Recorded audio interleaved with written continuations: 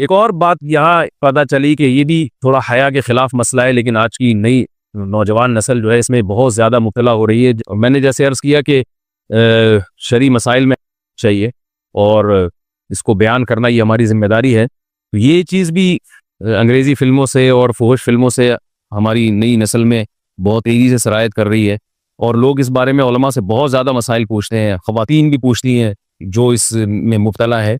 तो इसका भी मसला याद रखें कि अल्लाह ताला ने हालत हैज़ में ज़ौजा से हमबिस्तरी को हराम करार दिया क्योंकि उसमें गंदगी है।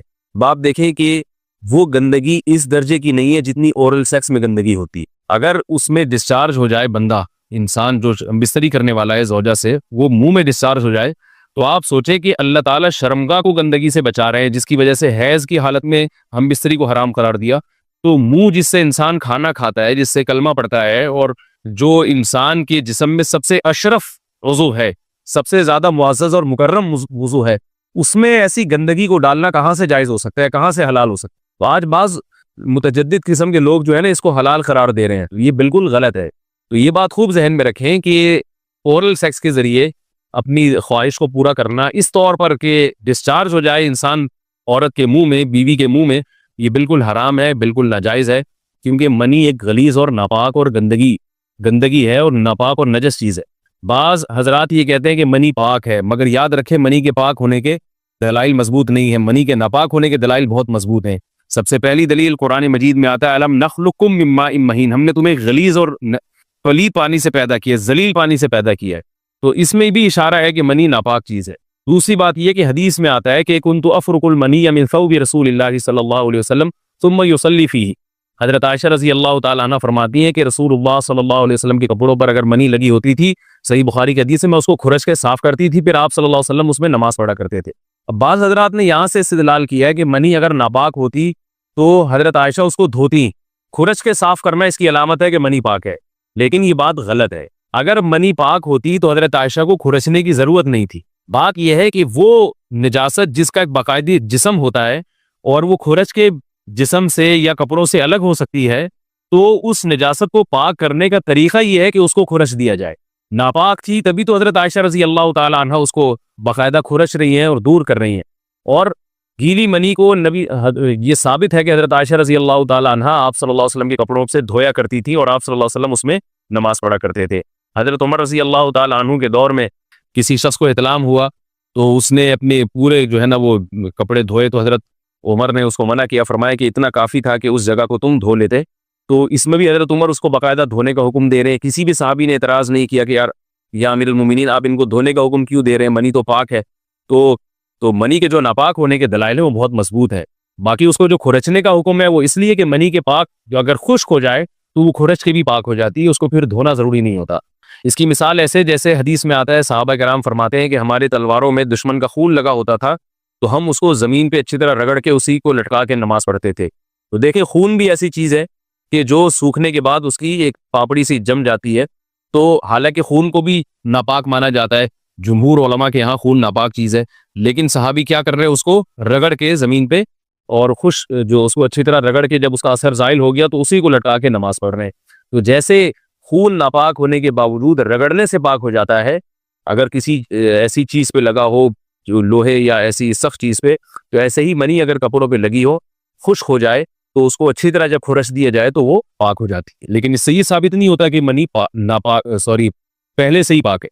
एक और दलील मनी के नापाक होने की है कि जो मदी है, ट्रांसपेरेंट पानी जो मर्द के जिस्म से निकलता है, वो अगर जिस्म से निकल जाए तो गुस्ल फर्ज हो जाता है, वुजू फर्ज हो जाता है, और मनी निकल जाए तो गुस्ल फर्ज होता है। अब ये कैसी बात है कि मदी के निकलने से जिससे वुजू फर्ज हो रहा है वो तो नापाक है, और मनी निकलने से जब गुस्ल फर्ज हो रहा है बड़ी वाली तहारत, उसको हम पाक करार दें। इसलिए इमाम अबू हनीफा रहमहुल्लाह ताला का मज़हब मनी के बारे में कि ये नजासत गलीज़ा है, और इमाम मालिक का भी यही मज़हब है। ये मज़हब बहुत दलाइल के लिहाज से कवी है।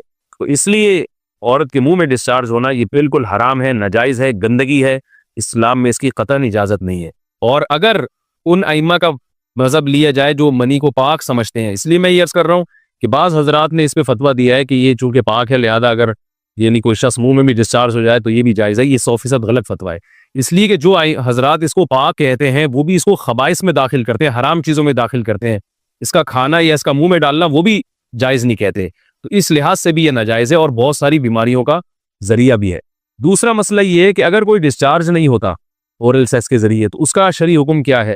तो उसका हुक्म यह है कि ये इंतहाई सख्त दर्जे का मकरूह है, नापसंदीदा अमल है। और उसके सख्त दर्जे के मकरूह और हराम नहीं है, लेकिन बहुत ज़्यादा नापसंदीदा और शरीयत के मिजाज के बिल्कुल खिलाफ है। और इस्लामी कल्चर में इसका कोई तसव्वुर नहीं था। यही वजह है कि फ़ुक़हाए किराम के यहाँ इस चीज़ का तज़किरा बहुत ही महदूद पैमाने पर मिलता है। ये इसकी अलामत है कि मुसलमान मुआशरा इस चीज़ से बिल्कुल भी वाकिफ़ नहीं था कि ये क्या होता है। तो ये चीज़ गैरों से आई है, गैर मुस्लिमों से हमारे मुआशरे में, जो उनकी मूवीज़ देख देख के, फोश फिल्में देख देख के नौजवानों में इस चीज़ ने सरायत किया। वरना ये इंसान तभी तौर पर इस अमल से बहुत ज़्यादा नफरत करता है। कोई भी शरीफ तबा आदमी ज़हनी तौर पर इसके लिए तैयार नहीं होगा। तो मैं फिर भी ये कह रहा हूँ कि बहरहाल उलमा इसको नाजायज़ और हराम नहीं समझते, इसलिए कि मियाँ बीवी एक दूसरे से जिस तरह से चाहें इस्तिमता कर सकते हैं, लेकिन सख्त नापसंदीदा बहरहाल है और मकरूह चीज़ है और इस काबिल नहीं है कि इसकी हौसला अफजाई की जाए।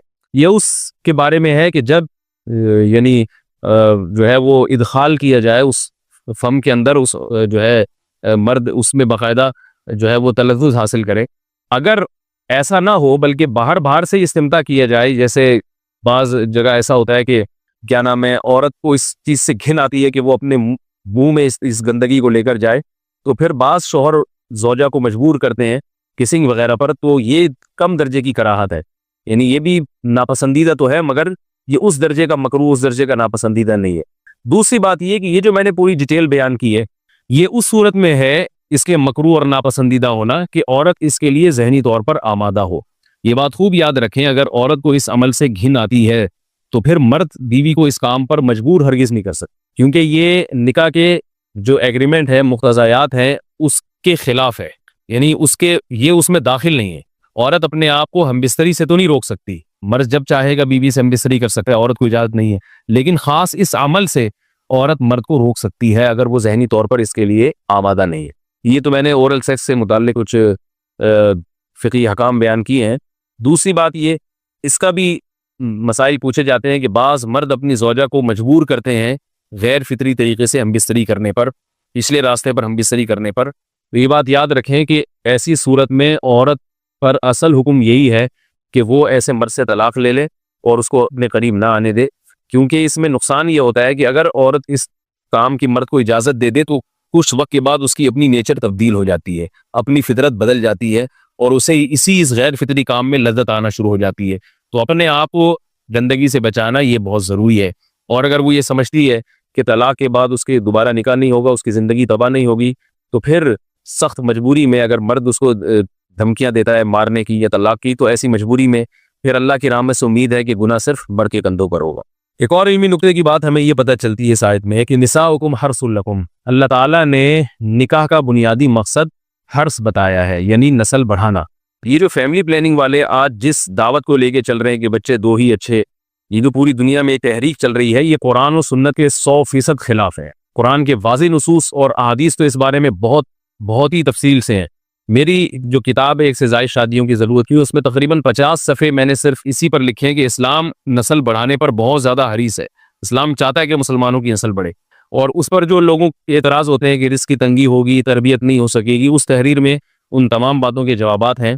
तो वो तहरीर पढ़ी जा सकती है। चूँकि यहाँ इस तफसीर में इतना ज़्यादा वक्त नहीं है कि मैं उस 50 सफ़ों की तहरीर का खुलासा आपके सामने बयान करूँ, उस खुलासे में भी अच्छा खासा वक्त लग जाएगा। तो ये जो बातें की जाती हैं कि रिस्क कम पड़ जाएगा और जो है वो लोग भूखे मरना शुरू हो जाएंगे अगर नस्ल बढ़ेगी, या बाज़ दफ़ा ये कहा जाता है बच्चों की सही तरह से तरबियत नहीं हो सकेगी, ये सब गलत बातें हैं। ये इसको कहते हैं नुक्ता बादल वक़ू, कि एक काम उल्टा पहले हमने कर लिया है, अब उस गलत काम को सही करने के लिए हम बहाने तलाश कर रहे हैं। तो ये नस्ल मुसलमानों में जो कम हुई है इसलिए नहीं हुई है कि बच्चों की तरबियत नहीं हो रही थी, बल्कि मीडिया के जरिए जो प्रोपेगेंडा हुआ है, उस प्रोपेगेंडे से मुतासर होकर 2 बच्चों वाली पॉलिसी पर लोग आ रहे हैं। अब जब आ रहे हैं तो उसके फिर जो है ना वो उसको सही करने के, अपने गलत काम को सही करने के लिए बहाने तलाश किए जा रहे हैं कि भी तरबियत नहीं हो सकती है, इस आमदन में हम गुजारा नहीं कर सकते। तो ये सारे दलाइल का जवाब आपको मेरी इंशाल्लाह उस तहरीर में मिलेगा। बहरहाल हम चूंकि मुसलमान हैं, कुरान को मानते हैं, सारे दलाइल एक तरफ और कुरान और सुन्नत एक तरफ, जब अल्लाह ताला ने हमें बता दिया कि निसाउकुम हर्सुल लकुम, औरत का बुनियादी मकसद दीगर जैसे बहुत सारे मकासद हैं, उनमें एक बहुत बड़ा मकसद क्या है कि वो नस्ल बढ़ाने का जरिया बनती है, तो उससे हमबिस्तरी भी इसी नीयत से होनी चाहिए कि तुम्हारी तुम्हारे यहाँ औलाद पैदा हो, ना ये कि इस नीयत से हो कि औलाद को तुम रोको। बाकी औलाद रोकने के फ़िक़ही अहकाम क्या हैं, किन सूरतों में वक्ती ज़रूरत के पेश नज़र औलाद आप रोक सकते हैं, वो ज़रूरत पड़ने पर आप उलमा से पूछ सकते हैं, वो किताबों में लिखे हुए।